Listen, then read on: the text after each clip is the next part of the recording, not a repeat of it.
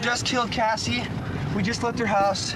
This is not a fucking joke. I'm shaking. I stabbed her in the throat and I saw her lifeless body just disappear. Dude, I just killed Cassie. Oh, fuck. That felt like it wasn't real. I mean, it went by so fast. Shut the fuck up. We gotta get our act straight. It's okay. Suicide. There you go. What is the tragedy again?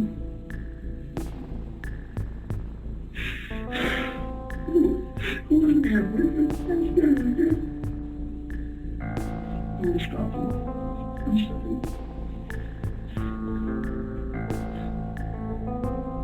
Oh, I'm sorry. I know I feel like that. I'm sorry.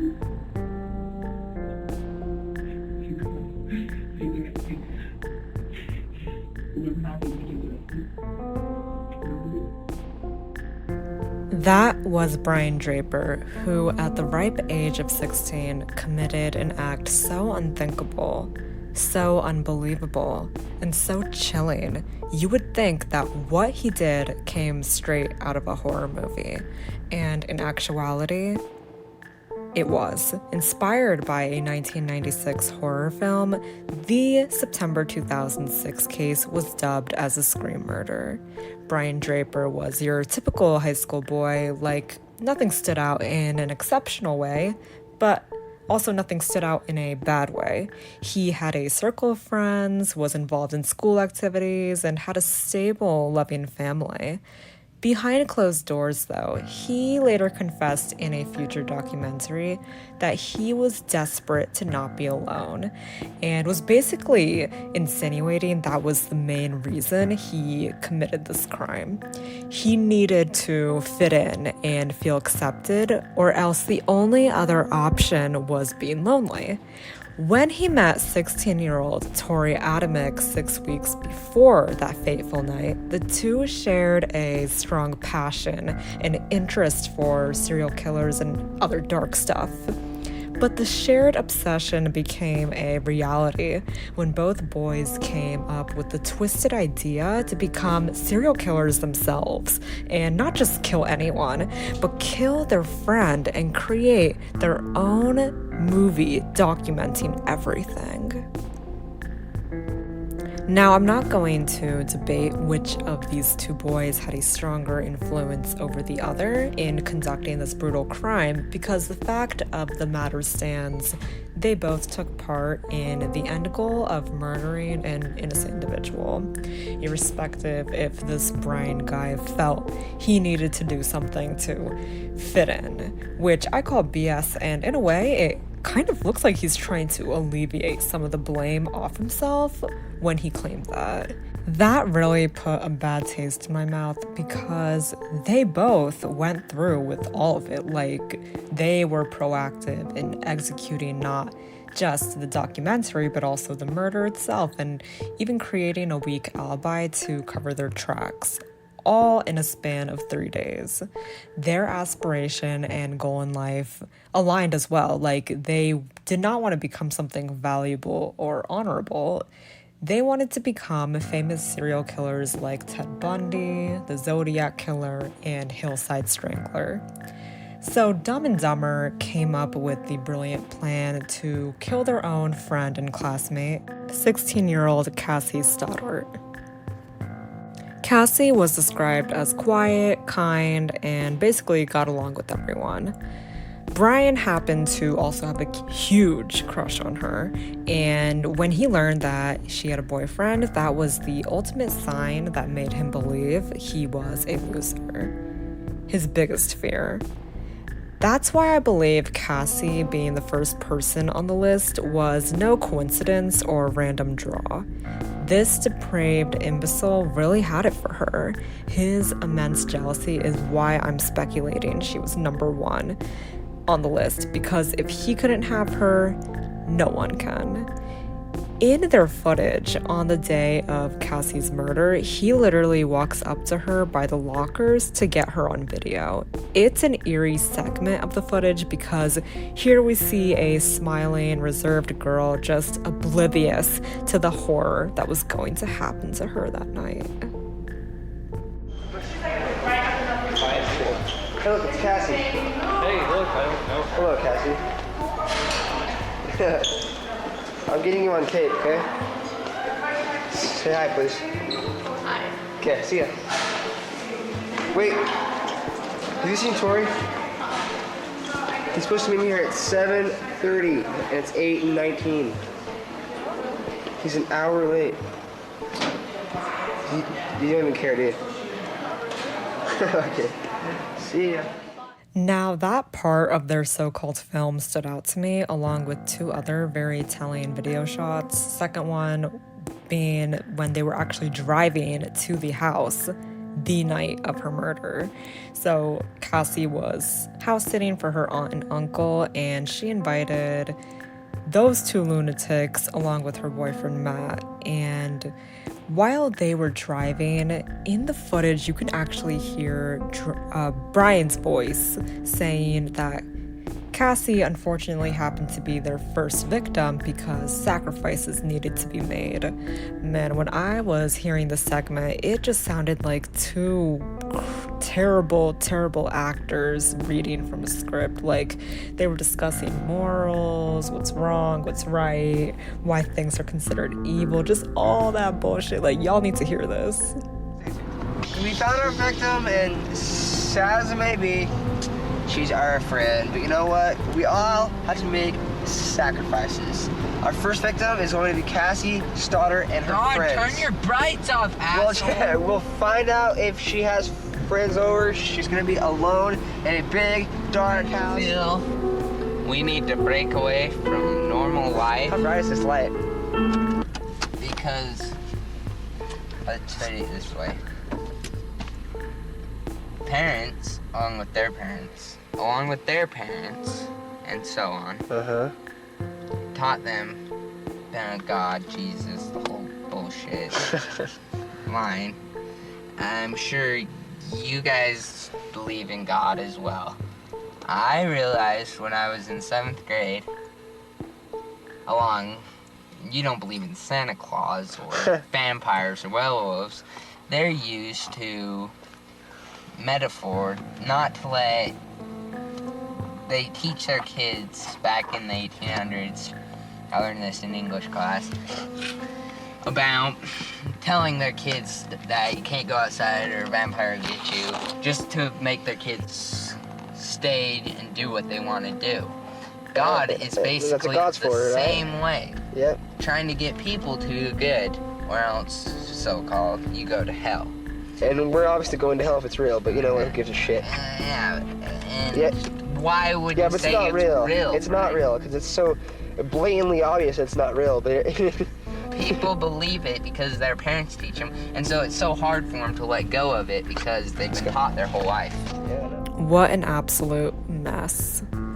In addition to spewing all this BS, they also were discussing what they were going to do first once they entered Cassie's house. So they said that the first thing they were going to do is actually study the layout of her house in terms of doors, rooms, and electricity controls so that they could recreate their own horror film. And when they arrived, they did exactly just that. They scanned the entire house, and Brian would actually be the one to leave the back door unlocked intentionally.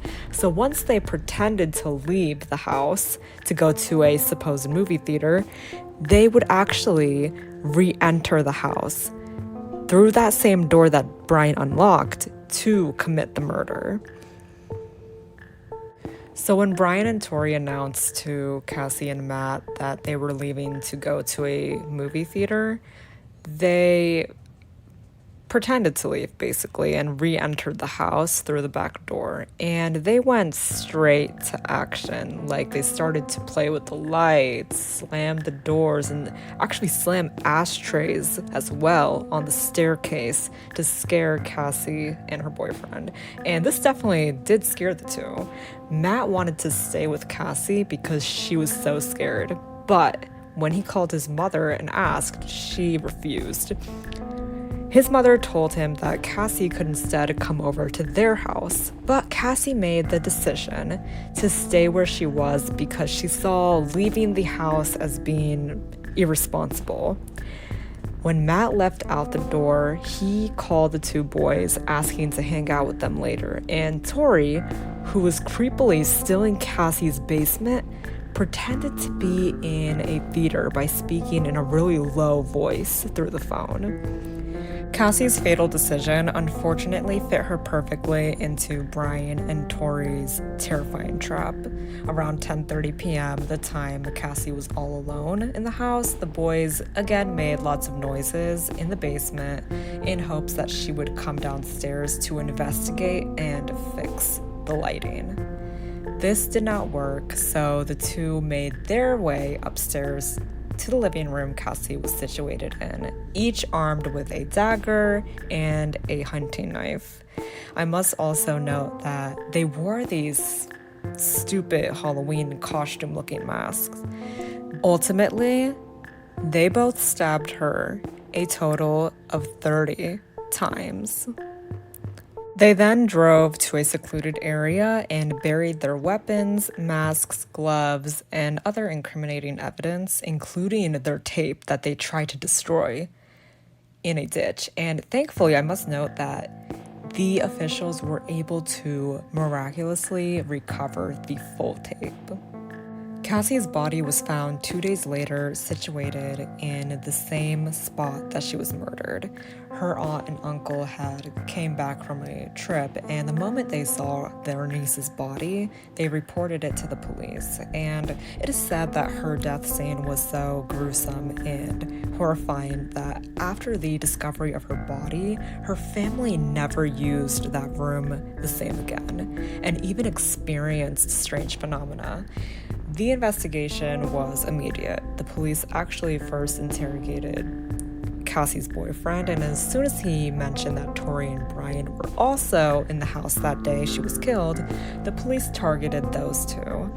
They were arrested or taken into custody 5 days after killing Cassie. Now, their interrogations were an actual shit show. Brian was interrogated first, and even though he was a juvenile, his parents allowed the officials to conduct a second interrogation without them physically being in the room.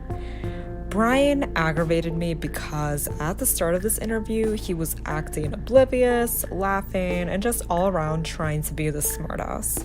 The detectives, of course, were not flying with his bullshit. Having over 20 years of experience, one of them even let him know directly that right off the bat, they identified that Brian, just based on his body language, was the type of individual who would internally deteriorate if he had anything to do with Cassie's murder. Besides his obvious guilty body language, his alibi was not aligning with the evidence that they did have in terms of witnesses. Brian came up with different stories in order to place himself, as well as Tori, out of the house during the specific time Cassie was murdered, which was sometime after 10:30 p.m. He was first sticking with his story that the two boys left Cassie's place to go watch a movie at a movie theater. Now, this was dumb on his part because when the interrogators asked him to describe what the movie was actually about, he was unable to do that. When they asked him who they gave the tickets to, this buffoon just told them that it was some guy. In reality, that night, there was a female worker attending to the tickets. Under pressure and after being exposed by his lies, Brian eventually switched up his story and insisted that Tori and him actually didn't go to any movie theater. They were just out carjacking. And he was persistent in telling the detectives that they never re-entered Cassie's house that night during her murder. And he was sticking with this lie until the officials brought him in for a third interview. So it wasn't until this interview where he admitted that before leaving Cassie's house the first time, he did intentionally unlock the back door so that both boys could sneak back into the house to do a scary prank on her. Brian then dumped all the blame on his buddy Tori and said that it was Tori who actually stabbed and killed Cassie, whereas he was innocently thinking it was all just supposed to be this one big joke. Mind you, Cassie was stabbed a total of 30 times by 2 different types of knives.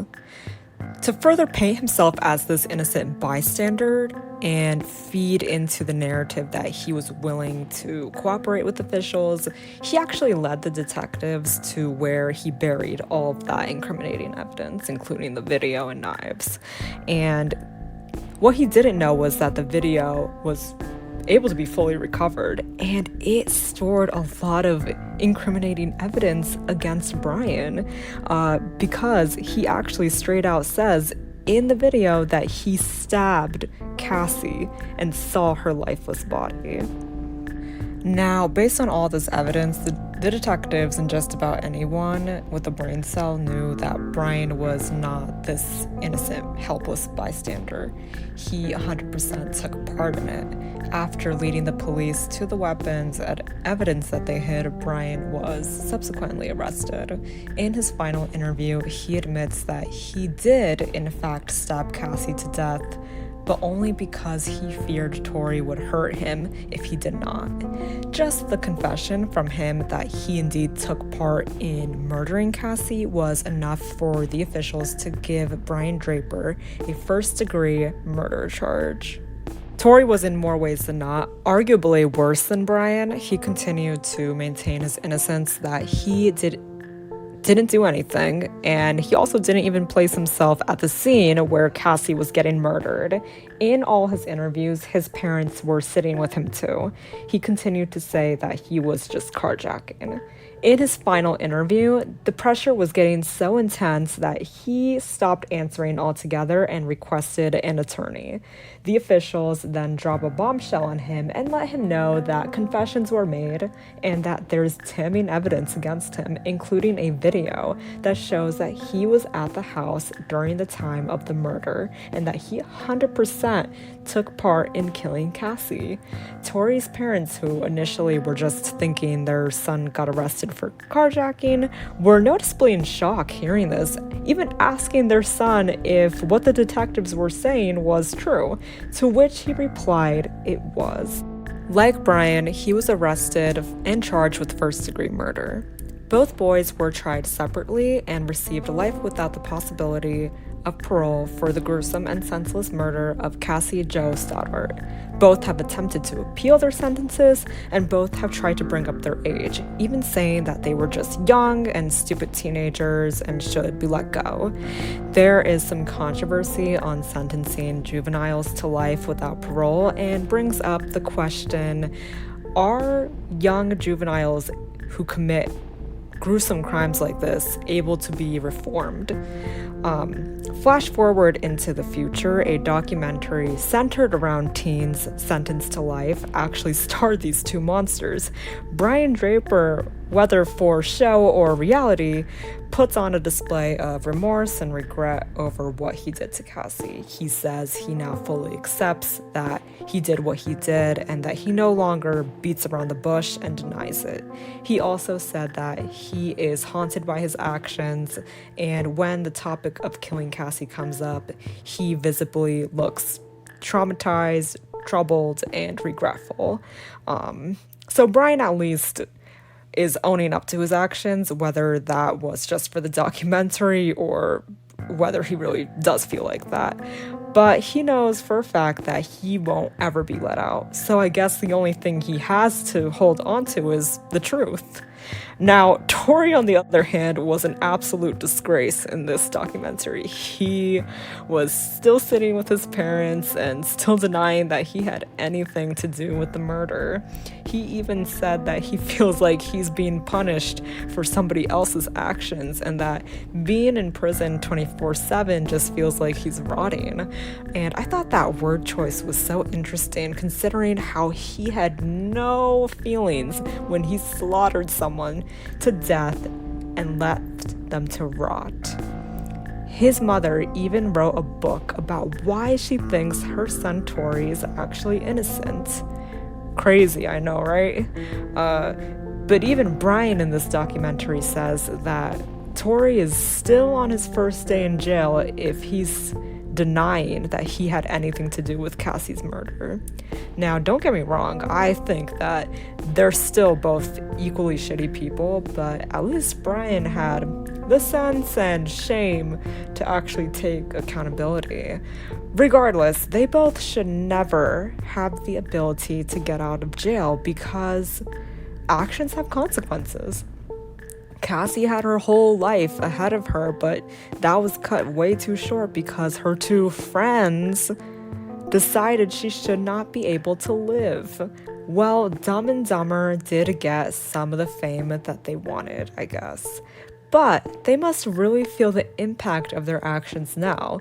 Like, both of them have now been in jail for more years than they were free. Let that sink in. And they have their whole lives still ahead of them, only to be stashed away from society, and rightfully so. It makes me glad that justice has been served. And it makes me glad that they both hate their lives and that they both will rot in jail forever.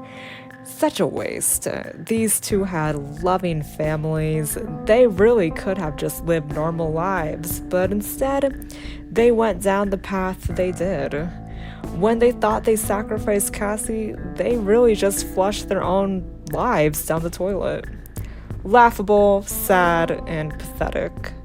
Hope y'all found the video informative, and please remember to like, share, and subscribe for more interesting content.